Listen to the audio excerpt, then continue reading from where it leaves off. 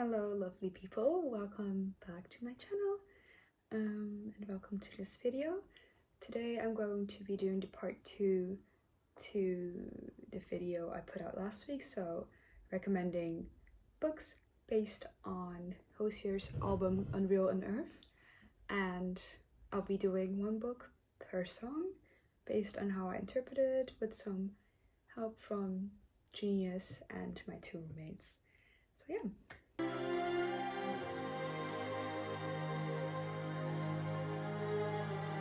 So for the first song, so the 9th song on the album, Son of Nyx, I looked it up and apparently it was that Hozier's friend slash bandmate, Alex Ryan, wrote a piano composition after his father passed away, and his father was called Nick, so it's a tribute to him, and it's also a play on words.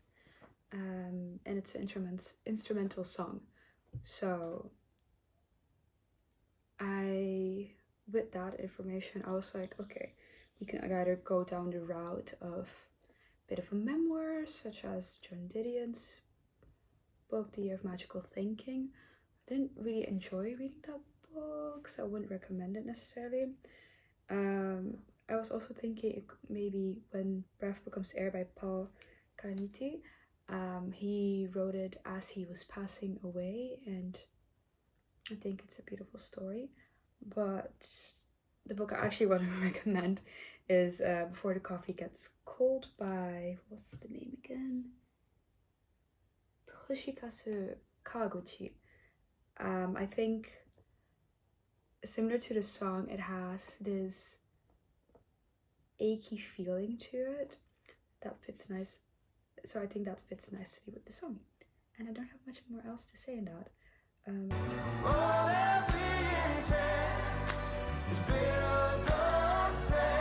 Alright, for All Things End, I would like to recommend The Seven Husbands of Evelyn Hugo by Taylor Jenkins Reid.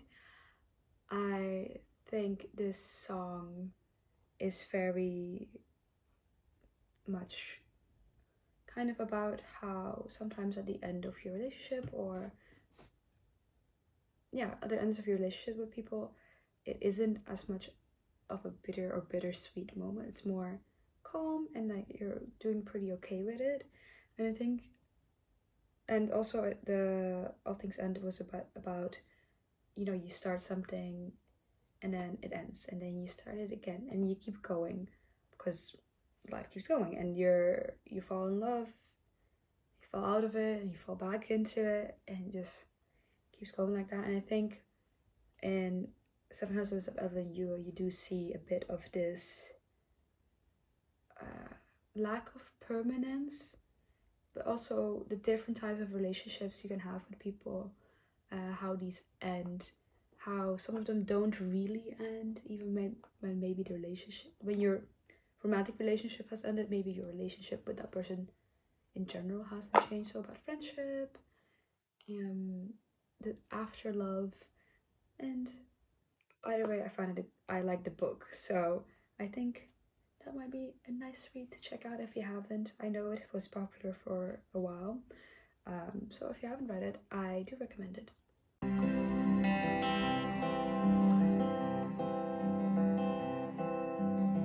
So for the song To Someone from a Warm Climate, which I really like the song. It's not my favorite, that's coming up, but it's very much a song. I feel like this is one of the more literal songs of Hozier's album. Of course, parts of it have, once again, like a double entendre to it, but it's about someone from a warm climate, someone from a cold climate, and how they're seeking out different things. So the relationship with each other doesn't work because they don't contain what the other is looking for. So I see it, it's about being in love or trying to be in a relationship with someone who you're not meant to be with. It's not a match. It's a bit of an oh my god, incompatible love. So yeah, it's a bit sad because it's like, okay, I do like this person, I do love this person, but ultimately we're giving each other, what we give each other is not what we need, and or maybe not even what we want. That's with someone else. So for that, I feel I was thinking about this a lot. One of my friends recommended, my roommates recommended Normal People by Sally Rooney. I have not read the book, so can't say anything. But I would recommend The Idiot by Elif Batuman. Batuman, I think. And it's just because honestly, the book is about love, but not really. It's very introspective, but I find it interesting how she experienced her relations with men, and I think there were incompatible love would be a correct way to describe it. So yeah, that's the recommendation for someone from a warm climate. With no translator left to sound, a butchered tongue still singing here. Alright, so Butchered Tongue I really like as well. I like all the songs on the album. But Butchered Tongue is about how, well, it comes from, of course, Hozier's position as an Irishman and the brutality that Ireland endured under the oppression of England. And it's about how indigenous communities that experience this brutality, this occupation, the punishment of the use of your native language, right? And how sometimes this is lost. You lose this language, you lose the context, you lose culture. But in other cases, the native language remains despite all that happened. Yeah, and I think linguistically, a good book that has to do with this that I have read and I did enjoy is Babel by R.F. Kuang, just because of the ties with colonialism and linguistics, which are very prevalent, very much reflecting the real world, and it's interesting. I'd also think, if I remember correctly, I think part of her work, I think one of the inspirations for the book is Frantz Fanon, and Frantz Fanon has interesting work that you can tie back to the topic of native language maintenance. Another book I think might be nice for this, I'm just mentioning because I haven't even finished it. It's called Braiding Sweetgrass. It's by Robin Wall Kimmerer. But it's about, I'm gonna just read the subtitle. Indigenous wisdom, scientific knowledge, and the teaching of plants. So it veers away from linguistics, mostly, but not completely, because you can't remove it from anything you talk about.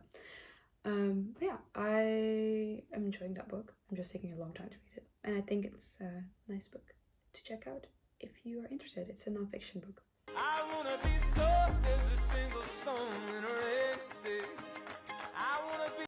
Alright, for anything but, I honestly, it was so, I was like thinking mostly of these like YA books I read years ago, specifically the ones that are like boy meets girl, girl is dying, but girl saves boy, that type of vibe. Honestly, John Green would fit for this book, but we're not gonna go there. But anything but is a bit, from how I saw it, from all the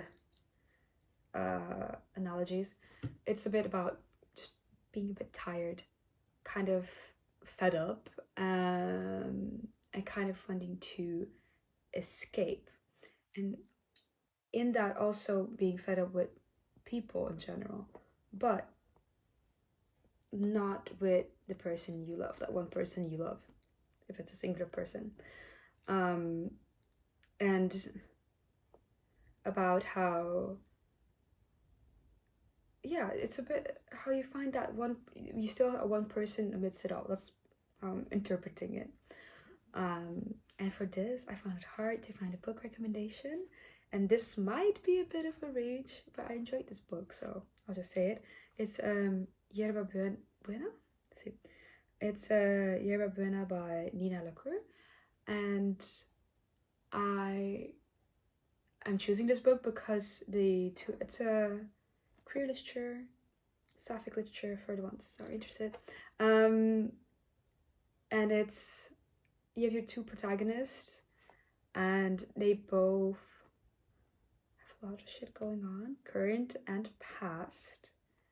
But whilst all like bad things are happening in their personal lives, they form this instant connection type of thing, and I feel that fixation is a form of escapism in a way. I'm not looking down on it, but I think in that way it fits with the song, and I think it's a good book, so I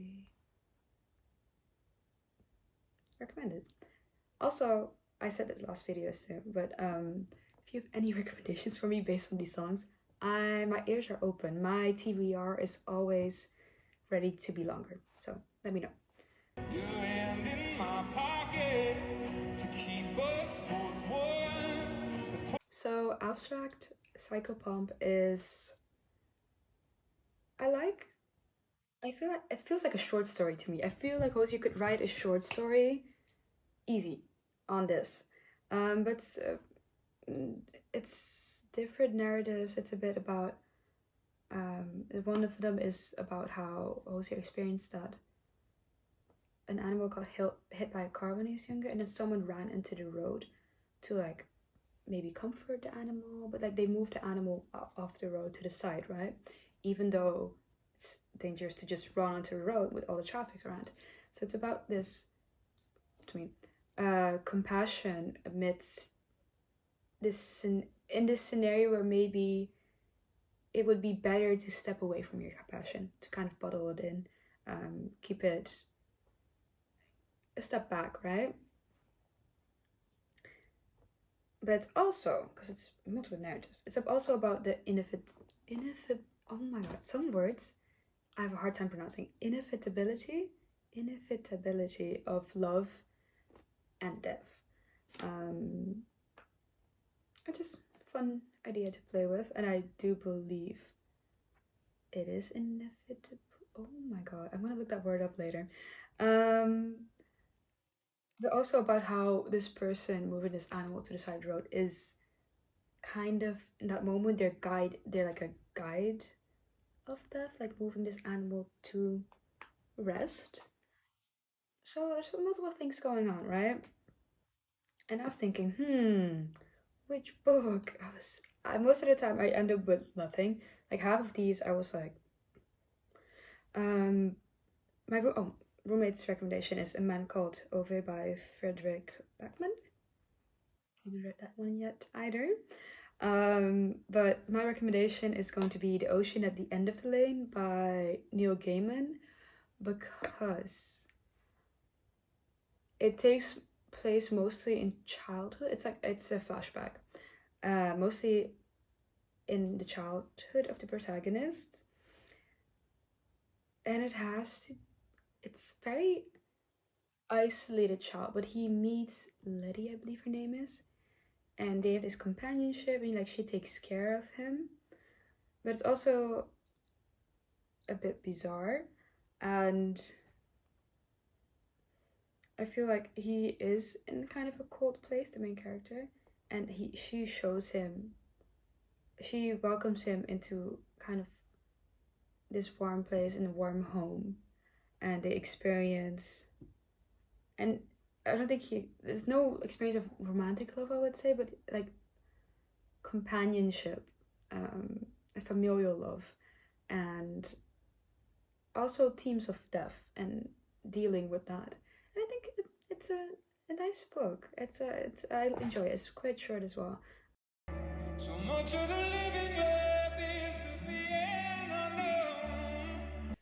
Alright, my favorite song of the album, Unknown, Unearth. Love the song. Love it.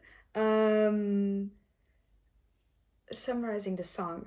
So, Unearth is like countless number. Countless times. It's like times, countless number. I didn't know this. I looked it up. But it's about partially how heartbreak is not a one-time event. Like, you're gonna experience heartbreak multiple times. It's gonna happen over and over. Hopefully not too often. And it's also about how in love, no one is really innocent. So it plays with the idea of angels and fallen angels, in a biblical sense, I believe. And it has to do as well with this duality between being an angel or being a fallen angel and reality and what you make up. And it's very much about how maybe at the beginning everything is really good and the person you're dating is an angel and the person finds you an angel, right? But you don't know each other completely, and later on when things fall apart, maybe you get, I think the song has to do with betrayal, maybe you get cheated on. That person, you don't recognize that person anymore. Like, it's a different from the person you initially got to know, and that person might in your view then turn from an angel into a fallen angel, and vice versa. There's more to unpack, and it's brewing in the back of my head. Yeah, and for this book, I think All Men Want to Know by Nina Boado. Yes, is a fitting book. It takes place half in Nigeria, half in Paris, I believe, if I remember correctly. It's also queer, also sapphic, and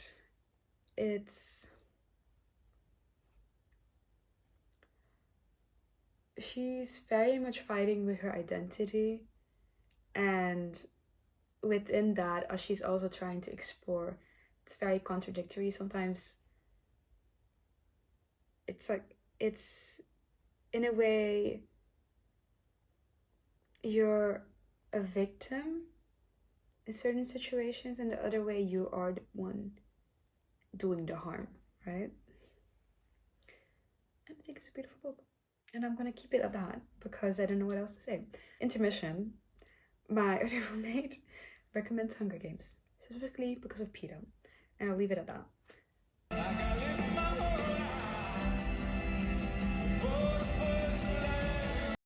Alright, First Light is moving out of the depressing state that most of the album is in, I feel. It's like most, I would say. And it's a bit about this light after you've left an oppressive space. It could be the environment you were in, a relationship you were in, workplace, etc., etc. And I think Hozier described it as,